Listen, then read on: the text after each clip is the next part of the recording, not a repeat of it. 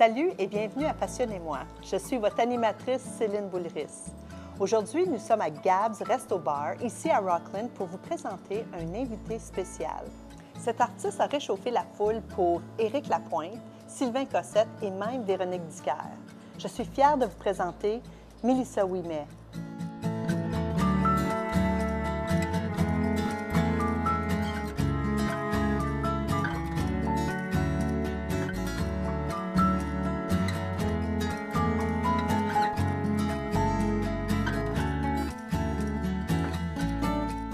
Merci Mélissa pour être ici aujourd'hui, pour avoir accepté de faire cette entrevue avec nous. Ça me fait plaisir. Merci à vous de l'invitation. Bien, merci. Bienvenue à Passionnez-moi. Merci. Alors, Mélissa, toi, tu es un artiste pop-rock. Tu es aussi franco-ontarienne. D'ailleurs, vous avez grandi pas loin d'ici, à Saint-Albert. Ouais. Vous avez gagné le prix du public Ouais. Ontario Pop. Exactement. Et en plus, vous avez réalisé votre premier album. Oui. Il y a eu quand même du temps qui s'est écoulé depuis Ontario Pop parce que, dans le fond, j'avais 17 ans à cette époque-là. Puis, tu vois, j'ai sorti mon album en avril, donc il s'est passé plusieurs choses qu'on va pouvoir en discuter. En fait, Ontario Pop, c'est ça, je faisais partie de... Je pense qu'on était 6 artistes. J'ai gagné le prix du public. Pour moi, c'était un des prix les plus chaleureux que je pouvais avoir pendant ce concours-là. Puis, ben ça m'a amené à vivre toutes sortes de trucs parce que, en fait, avec cette expérience-là, j'ai comme eu envie de poursuivre mes études en musique et de continuer dans ce domaine-là. Puis ça m'a amené jusqu'à aujourd'hui à sortir mon premier album. Bien, dites-nous, toute cette passion, ce cheminement-là, où est-ce que ça commence tout? Bien, ça a commencé, en fait, j'étais jeune parce que j'ai une famille de musiciens. Donc, je veux dire, ma mère chantait dans un band quand elle était plus jeune. Ma sœur chantait dans un spectacle à l'école secondaire. J'allais la voir d'ailleurs et j'étais très fan de ma sœur. Elle m'inspirait énormément. Puis, mon grand-père paternel jouait du violon, de l'accordéon, puis il chantait, il composait. Il m'a montré les bases du piano. Puis, sur le côté maternel, bien, j'ai des cousines puis des cousins qui chantent, qui grattent la guitare. Donc, j'ai vraiment baigné là-dedans. Puis, les réunions de famille, souvent, on allait dans un chalet 2 semaines dans le parc de la Vérandrie. Puis, c'était autour du feu de camp. Puis, tout le monde chantait. Puis, mon cousin grattait la guitare. Donc, ça a commencé là. Ça aurait dû être beaucoup de plaisir. Vraiment. Toute la famille, puis... C'était des beaux souvenirs. Je peux te dire que c'est les plus beaux souvenirs d'enfance que j'ai, tu sais. Puis, pour moi, la musique, c'est ça, j'y ai touché j'y touche depuis que je suis toute petite à cause de ces souvenirs-là, ces expériences-là. Puis, bien, ensuite, c'est ça m'a amenée à faire mon premier spectacle à 6 ans. Ma gardienne, ma gardienne organisait un spectacle dans le cadre du Club Optimiste. Puis, elle m'a dit, Mélissa, tu chantes beaucoup à la maison, ça ne tenterait pas de faire partie d'un spectacle. Et à l'époque, je me disais, ben oui, pourquoi pas. Tu sais, moi, je ne pensais pas à tous les détails d'un spectacle. Donc, quand est venue la générale, la pratique générale, j'ai failli pas faire le spectacle parce que j'avais pour la première fois les papillons puis le stress. En fait, quand elle m'a convaincue d'y aller, puis j'ai pris mon courage à 2 mains. J'étais allée chanter pour la première fois à 6 ans. Puis c'est à partir de ce moment-là que j'ai eu la piqûre, puis que tout ça se poursuit toujours. C'est ça qui vous a donné le goût. Exactement, oui. L'espèce de... J'ai comme senti dès le départ, c'est sûr qu'on a toujours une crainte, là. J'avais le trac, mais l'espèce d'émotion qu'on a quand on est sur une scène, j'avais l'impression déjà d'habiter ça. Je pense que j'étais à l'aise. Puis l'encouragement aussi des autres qui participaient au spectacle, puis de ma famille, puis des gens de Saint-Albert. En parlant de présenter devant beaucoup de personnes, vous avez réchauffé des foules pour plusieurs artistes qui sont assez reconnus aujourd'hui. C'est qui ces artistes? Il y en a eu plusieurs, en fait. Le Festival La Curd m'a vraiment donné la chance justement de réchauffer les foules pour ces artistes-là. Puis il y a aussi le Festival franco-ontarien qui était un grand joueur pour ces occasions-là. Il y a eu Martin Deschamps, il y a eu Boum Desjardins, wow. Danny Bédard, Éric Lapointe, Véronique Dicker, Robert Charlebois, Claude Dubois. Véronique Il y en a Dicker, elle est de notre région. Oui. Est-ce que c'est quelqu'un que vous connaissiez avant? Oui, parce que ma sœur, lorsqu'elle faisait les spectacles au secondaire, ça s'appelait la Cafétèque, Véronique Dicker était dans ce spectacle-là avec ma sœur. Donc, j'allais les voir en spectacle. Donc, je la connais. C'était une amie à ma sœur dans ce spectacle-là. Donc, ils se connaissent depuis un bon bout. Moi, j'avais à peu près 4 ans à cette époque-là. Ah, OK. Ça doit être excitant de pouvoir connaître ces artistes-là, mais pas juste ça. Maintenant, Véronique Dicker, elle est maintenant populaire, Oui.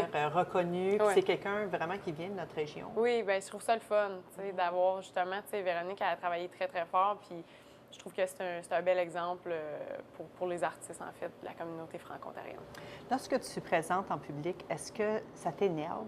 Est-ce que ça t'excite? C'est quoi le feeling de présenter devant tous ces gens-là? Bien, écoute, je pense que c'est un mix de tout ce que tu viens de dire. C'est comme, on est comme excité de faire ça, mais en même temps, c'est sûr qu'on a comme un petit stress, c'est un peu le trac, surtout quand tu présentes tes affaires. Tu sais, quand je veux dire mon premier album pour la première fois, c'est un peu genre se mettre à nu devant le public, puis c'est un peu dire voici qui je suis, et puis, mais c'est pas un stress négatif, c'est comme un challenge t'as comme une drive par rapport à ça. Donc, je te dirais pas que c'est pas quelque chose de négatif, c'est une excitation, je pense. Parce que ça l'expose quand même beaucoup de ta personne. Lorsque tu décides d'aller en public et chanter devant ces gens-là, c'est beaucoup de toi que tu leur donnes. Tu exposes beaucoup vraiment de ta personne, tes émotions. Oui. Bien, tu sais, pour moi, ça a toujours été important pour moi d'être authentique, puis d'être vrai avec les gens, puis de donner, puis de démontrer qui je suis.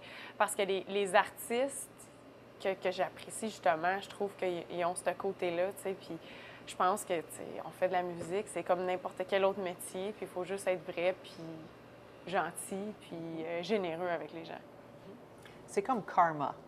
Qu'est-ce qu'on donne, ça lui Karma, revient. c'est parce que dans une de mes tunes, Karma, je sais pas si tu as entendu dans Oui. ça, la belle phrase que je dis, là, mais ça veut tout dire.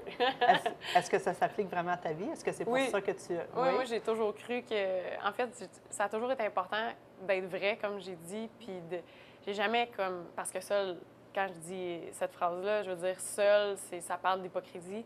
Moi, j'ai toujours aimé les gens qui sont francs, puis que des fois, ça te déplaît d'être honnête, mais en même temps, c'est vrai. Donc, Moi, c'est toujours où ce que tu tiens. Oui. Puis, ben je pense que comme quand on crache en l'air, ben ça nous retombe dessus. Moi, je pense que c'est important d'être bon avec les gens.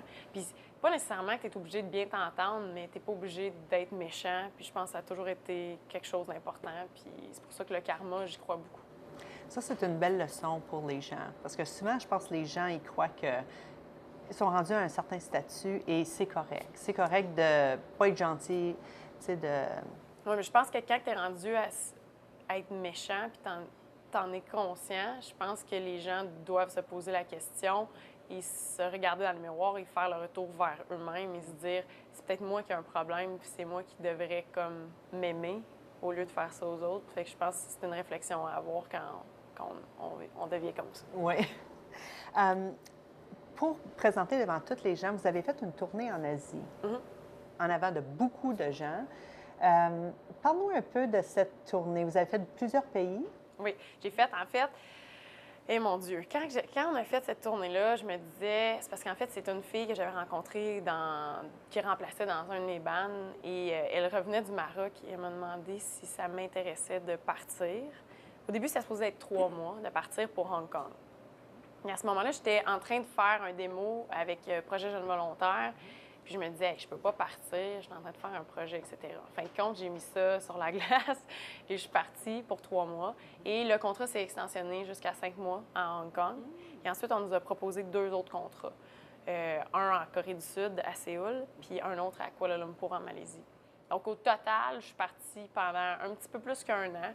Puis on a fait 312 shows en une année. Puis c'était du 6 soirs par semaine, donc à peu près 4-5 heures de musique. C'est beaucoup, ça.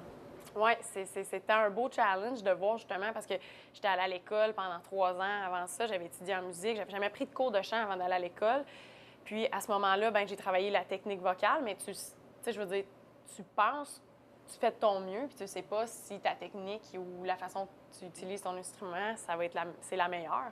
Donc, en faisant ça, cette tournée-là en Asie, j'ai vraiment compris, OK, c'est bon, je comprends où est placé mon instrument, puis le fait que je l'emploie comme il faut. Donc, ça a été une super belle expérience. Tu sais, en même temps, on était dans des bars où est-ce qu'il y avait de la fumée. L'air climatisé, la différence entre l'air climatisé et puis des fois à Hong Kong, il pouvait faire 40 degrés, tu sais. Donc, Wow, il y avait tout ça qui jouait parce que pour un artiste, un chanteur, c'est difficile, l'air climatisé, la boucane, l'alcool, le café, tu sais, que t'es fatigué. Puis des fois, tu sais, on était fatigué avec le décalage horaire. Donc ça, des choses qui peuvent affecter la voix, les cordes vocales, mais c'est ça m'a appris que mon instrument était fort finalement. J'imagine il y a beaucoup d'autres leçons que tu as apprises durant ta tournée. Bien, en fait, c'est que ça a été vraiment justement une belle expérience pour autant musicale, mais autant pour l'être humain, pour Mélissa Ouimet en tant que telle. Parce que, tu sais, à ce moment-là, j'avais 21 ans, je partais de chez nous. C'est la première fois que je prenais l'avion, donc j'allais faire 15 heures de vol pour Hong Kong.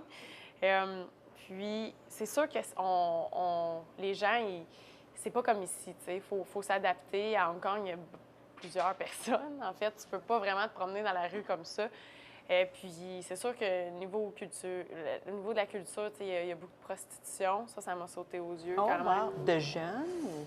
De tout, en fait. Et j'imagine, c'est ouvert là-bas? Oui, bien c'est ça. C'est que c'est pas comme ici, on a l'image en fait, de la prostituée qui est sur le coin d'une rue. Puis là-bas, c'est pas comme ça. C'est quelque chose de plus culturel, tu sais. C'est quelque chose de si t'es cultivateur. Bien, il y en a qui vont être cultivateurs là-bas, il y en a qui vont faire d'autres emplois, mais il y en a que c'est comme, ils vont faire ça parce que leur mère a fait ça, parce que leur tante a fait ça. Donc, ils viennent de un peu partout, de l'Indonésie, de la Thaïlande, des Philippines. Puis, bien, dans le fond, ils sont dans un bar comme toi et moi, puis ils sont vêtus comme toi et moi, et en fait, ils travaillent, puis ils sont prostitués. Donc ça m'a quand même, je te dirais, brassé un peu par rapport à ici, tu sais. Ici, on peut toujours avoir un emploi puis faire plein de trucs. T'sais, là-bas aussi, mais c'est juste que sont plus penchés à faire des trucs comme ça parce que ça fait partie de leur culture. Donc ça m'a un peu brassé. Puis je te dirais aussi, c'est ça, il y a la barrière de langue que j'ai connue un petit peu plus, je te dirais, en Corée. Là. Il y en a qui parlent pas du tout anglais. Puis avec l'armée américaine qui est là-bas, il y a comme une espèce de froid des fois avec des gens anglophones, tu sais. Il y a comme une barrière un petit peu, pas pour tous les Coréens, mais il y a ça qui m'a quand même marqué, la barrière de langue. Je te dirais, Malaisie, c'est comme un mix de plein de cultures. Donc, c'est comme une adaptation, tu sais. On n'est pas chez soi, puis ça nous fait réaliser parfois que on est bien ici, tu sais, puis... je veux dire, en même temps, en Corée, j'ai pu parler à des jeunes, puis justement, tu sais, à un moment donné, j'ai donné des cours d'anglais là-bas. Puis les jeunes, dans un cours, j'avais besoin de leur poser une question qu'ils allaient élaborer éventuellement au prochain cours. Et je leur avais demandé justement s'ils étaient le président de la Corée, qu'est-ce qui changerait. Et il y a une petite fille qui est revenue la semaine d'après, elle m'a dit, si j'étais le président de la Corée, je laisserais les enfants jouer. Donc, ça m'a vraiment comme frappée d'entendre ça parce que ici, tu n'entendrais pas un enfant dire ça. Donc, au niveau culturel, là-bas, ils sont plus... les enfants vont à l'école de 8 h à midi, puis ensuite, ils vont dans des académies pour se perfectionner. Donc, ils sont toujours constamment... Donc, je pense que les enfants ne jouent pas assez là-bas. Puis c'est tous des trucs, justement, c'est des choses qui m'ont comme sauté aux yeux, mais en fait, qui m'ont frappé un peu, puis que ça m'a appris énormément. Puis je suis revenue, puis ça fait juste dire, tu sais, on est bien, puis on est choyé chez nous aussi. Pour revenir à être une chanteuse, oui. Ça prend beaucoup de discipline. Alors, les gens là-bas en Corée, ils ont beaucoup de discipline pour certaines choses, spécialement l'éducation, la culture est faite comme ça. Pour devenir chanteuse, c'est quoi la discipline que ça prend pour persévérer, pour avoir une carrière dans ce domaine? Bien, en fait, si je parle de... Je vais te montrer comme un peu des trucs après. Okay. Mais si je parle... par exemple, il faut y croire. Je pense qu'il faut y croire. Il faut être passionné. Il faut être travaillant. Il faut oser. Puis il faut être proactif. Il faut toujours aller de l'avant, puis avoir des idées, s'impliquer beaucoup aussi, je pense. Tu sais, quand on a une passion, quand on entend parler de trucs, de spectacles, on y va, puis on s'implique, tu sais. C'est de se faire voir au maximum, puis de jaser avec plein de gens et d'aller à plein d'événements. Je pense que le maximum de ce qu'on peut aller toucher, je pense que ça peut nous aider grandement quand on veut grandir ou peu importe c'est quoi la carrière. Tu sais, je pense qu'il faut faire le maximum de choses. En tant que chanteuse, je te dirais, puis un autre truc vraiment important, c'est de bien s'entourer. De gens passionnés, d'avoir une bonne équipe. Des gens positifs. Des gens qui peuvent nous aider. C'est fou l'énergie positive, ce que ça fait, et négative. Puis en tant que chanteuse, je pense que c'est important de s'écouter, d'écouter sa petite voix quand on te dit genre non, je pense que tu devrais pas faire ça, ou tu sais, juste de bien s'écouter, connaître ses limites aussi. Puis, au niveau du réchauffement, c'est sûr que c'est important d'avoir de préparer son instrument. Donc, tu sais, de se réchauffer, même si des fois, je ne l'ai pas toujours fait. Mais j'imagine que c'est important pour protéger ta voix. Oui, c'est important, tu sais, de pas toujours boire d'alcool, tu sais, non plus. Ça l'assèche les cordes vocales. Du café, ça l'assèche les cordes vocales. De boire beaucoup d'eau. Fumer, ça l'affecte aussi énormément. De faire attention à tous ces trucs-là. Puis, en même temps, c'est ça, de se réchauffer. Tu sais, tu peux faire du humming qui fait que c'est une vibration au niveau des lèvres. Ou tu peux avoir un... Comme ça. OK. Puis le humming, c'est... Le humming, c'est plus, dans le fond, une vibration, exactement. Ah, OK. Donc, tu fais la note, mais c'est... Donc, tu peux faire plusieurs gammes avec ça. Puis aussi, où il y a aussi on appelle le orang-outan. C'est un peu se mettre les mains au-dessus de la tête et de faire un genre de hou qui rappelle à ton corps où est ton appui en tant que tel. Puis, il y a aussi un autre truc que moi qui m'aide, c'est les sirènes. Donc, c'est juste comme ouh! Tu vas au maximum que tu peux aller, puis tu redescends. Parce que j'imagine que c'est important de travailler ton diaphragme. Le diaphragme, énormément. Puis, la respiration, je pense aussi, tu sais, de le préparer avant d'aller sur scène, que ce soit n'importe quand dans ta journée, tu sais, de juste t'assurer. Parce que je pense que on est tellement pressé dans la vie qu'on ne respire pas nécessairement toujours bien. Tu sais, on est comme... Puis après... C'est quoi le petit truc là, que vous faisiez avant, là, que vous dites, on sait si on respire bien ou non? Mais en fait, il faut respirer du ventre. Puis après, les côtes sont supposées ouvrir. OK. Donc, ça, c'est la deuxième étape. Mais il ne faudrait pas que ça monte jusqu'ici. Parce que si ça monte jusqu'ici, ça bloque, en fait. Puis ce qui fait qu'ici, notre larynx, il se coince, il se referme, puis la note ne sortira pas aussi facilement. Donc, c'est important de toujours bien respirer, puis du ventre et des côtes. Puis il y a des exercices avec ça, avec un exercice, un gros ballon de gym, qu'on peut se coucher à l'envers, puis on respire du ventre, puis des côtes. Puis ça nous aide, avec la gravité, de vraiment sentir notre respiration. Après la pause, nous allons discuter du nouvel album de Mélissa Ouimet.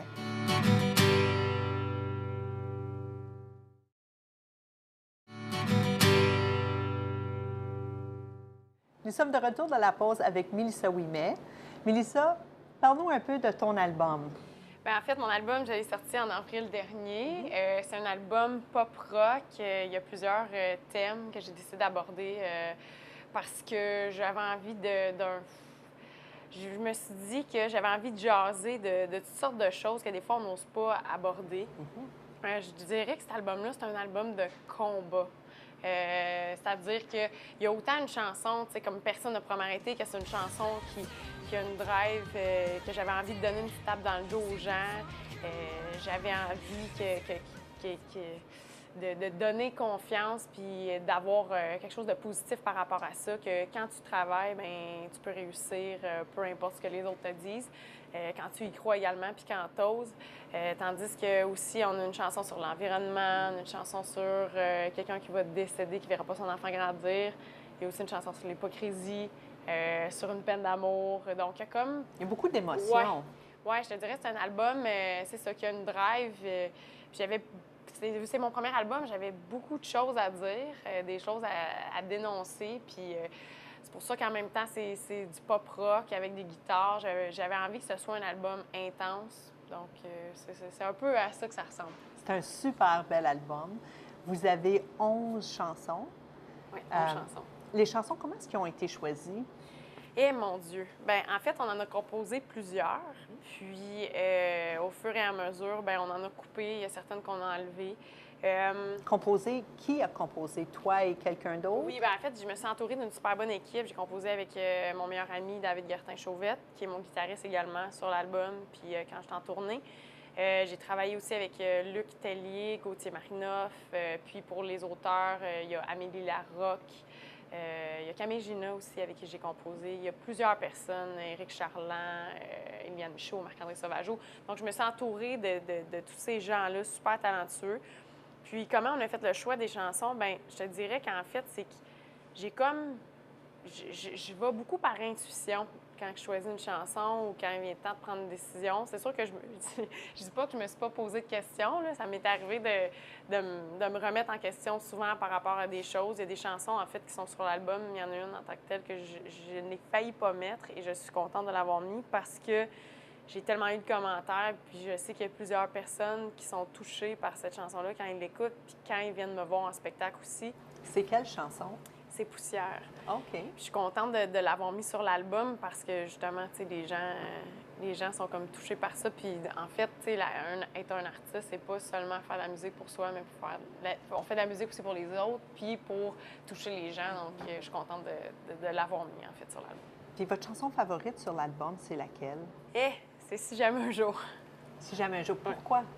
Bien, parce que j'aime son intensité, parce que c'est quelque chose de vécu, qui a été un événement qui a été difficile puis qui m'a marqué dans ma vie. Puis je pense qu'en même temps, ça m'a tellement appris de vivre ça.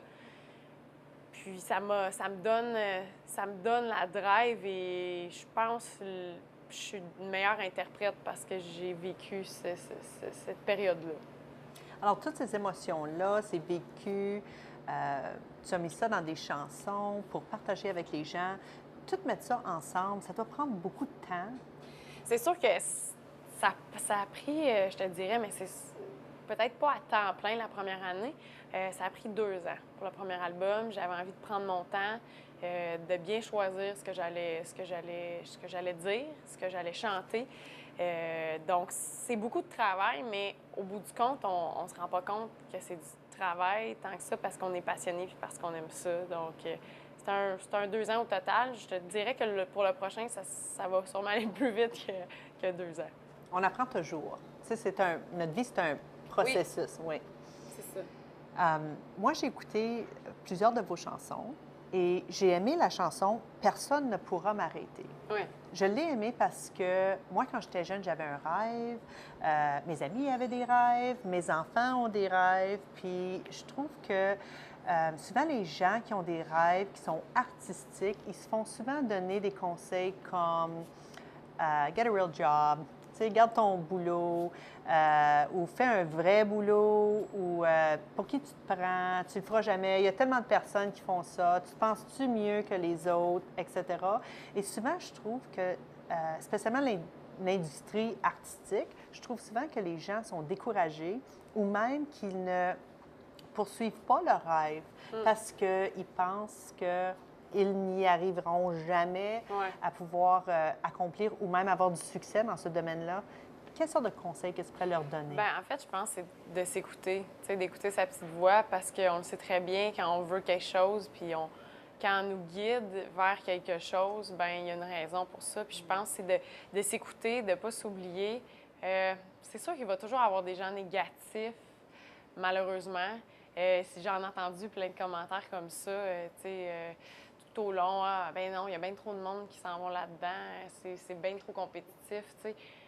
Mais je pense que aussi, qu'est-ce qui est important, c'est de faire ce qu'on a envie de faire parce que moi, j'ai décidé de plonger là-dedans parce que ma mère m'avait dit, quand est venu le choix de prendre, OK, est-ce que je m'en vais à l'université ou parce que tout le monde s'en allait à l'université à ce moment-là, chez nous, ou est-ce que moi, je m'en vais étudier en musique dans un collège où je connais personne. C'était un peu genre plongé dans le vide. Mais ma mère elle m'avait dit à l'époque, Mélissa, l'école va toujours être là. Donc ça m'a fait vraiment penser à, c'est vrai, l'opportunité de réussir et de faire ce que j'aime ne sera peut-être pas toujours là. Donc je me suis comme projetée dans l'avenir, puis je me suis imaginée assise sur un sofa dans une maison.